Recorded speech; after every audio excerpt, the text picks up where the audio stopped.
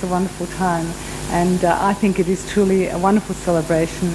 It does say to Melbourne, and it says to Victoria, that we are indeed a diverse society, and we celebrate those festivals within all our communities, and particularly this community, which I feel very privileged to serve and be a part of. Thank you very much.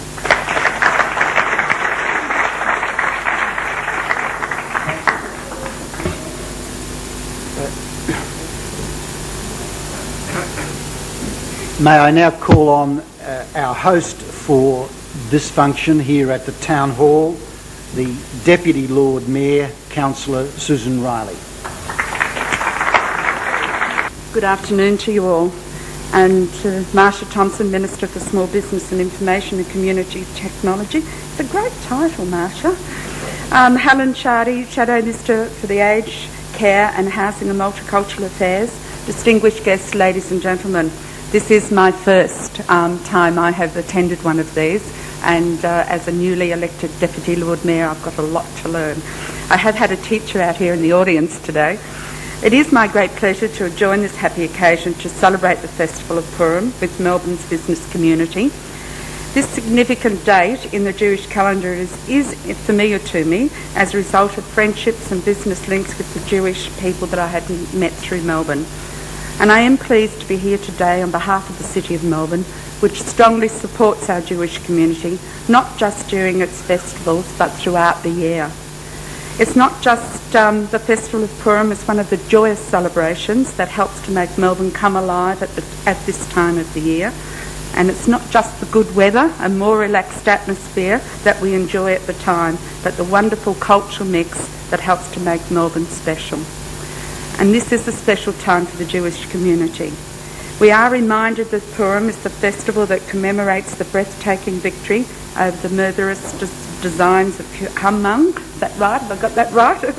I understand that on Purim, Jewish people emphasise the importance of Jewish unity, friendship, and by sending gifts of food to good friends. These are qualities that we can all aspire to. As the City of Melbourne, we are working hard to ensure that we are united in building a capital city that we can all feel proud of. And we have a lot to be proud of. All the building activity that's taking place in the city, the bold new inner city park, Burrarung Ma, that links the city to the river, and the development of Federation Square. But no matter what improvements we make, it's ultimately the people that make the difference. And I think that Melbourne's diverse festivals all around the time of Purim, such as Moomba and others, reflect not only our diversity, but our wish to celebrate the life we have in this great city. Throughout the generations, Jewish people around the world have celebrated the victory and salvation from Haman with gatherings such as this. So I am honoured today to be taking part in today's celebrations. So on behalf of the city, I extend a warm greeting to you all and hope this is a very happy and joyous time for the Jewish holidays. Thank you.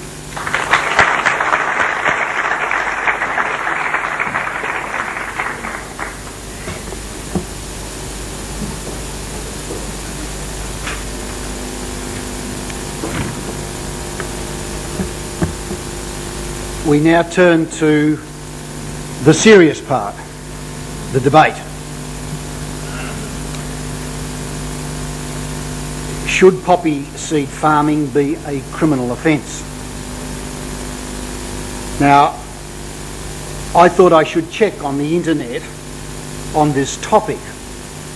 Not surprisingly, there was a substantial response to my query, as any of you who've ever gone onto the internet will find.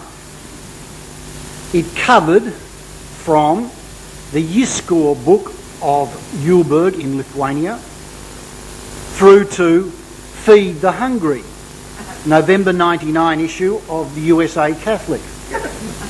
You can see it is capable of a wide-ranging topic. Poppy seed actually made its first appearance in the Greek pharmacopoeia during the 5th century. That's 5th century before the modern era. And in Chinese medical text in the 8th century of the current era. So it's been around a long time. no doubt our debaters will enlighten us. But before I introduce our debaters, and if I can be so bold as to ask our politicians to make themselves more comfortable in the front seat.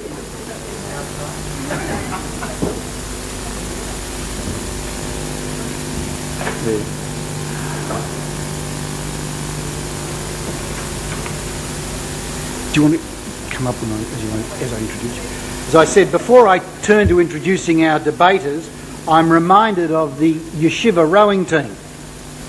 Yeshiva University decided to field a rowing team. Unfortunately, they lost race after race.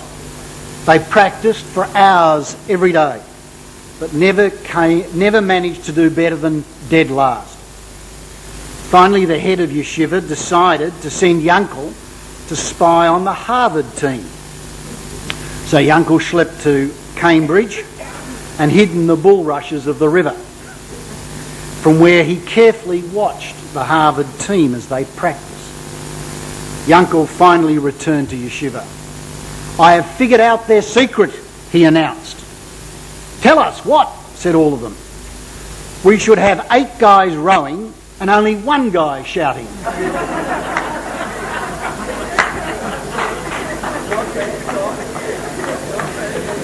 Now, our debaters will follow the rules of debate. And if they don't, our adjudicator will deal with them. Our 2 debaters are well-known judicial figures. The Honourable Justice Nathan of the Supreme Court, who was appointed to that court in 1983 and moved to the reserve bench in 1997.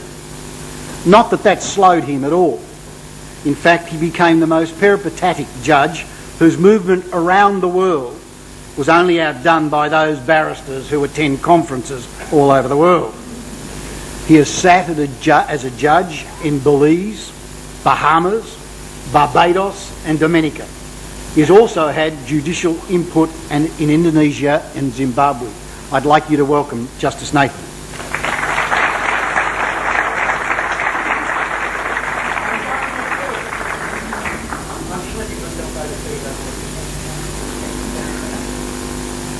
His worthy opponent has actually held judicial office since 1982, when he was appointed a small claims tribunal referee.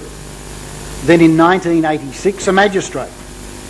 In 1990, His Worship took on the important position of senior magistrate at the Children's Court, where he's in fact returned this year.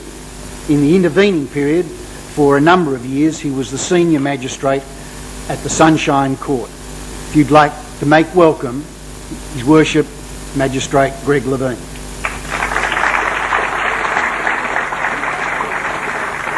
Affirmative.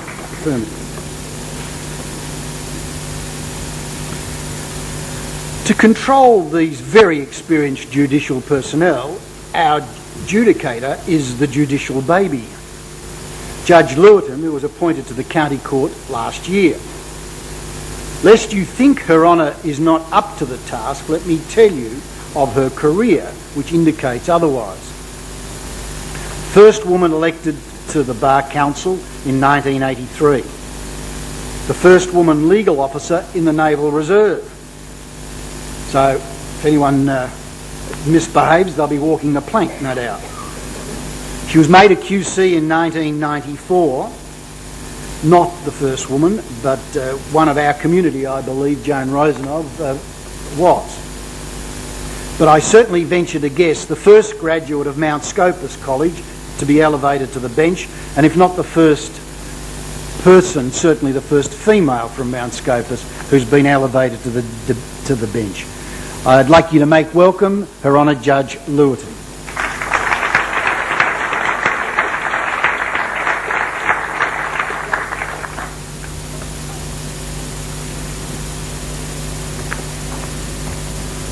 And as in all good debates, we commence with the affirmative.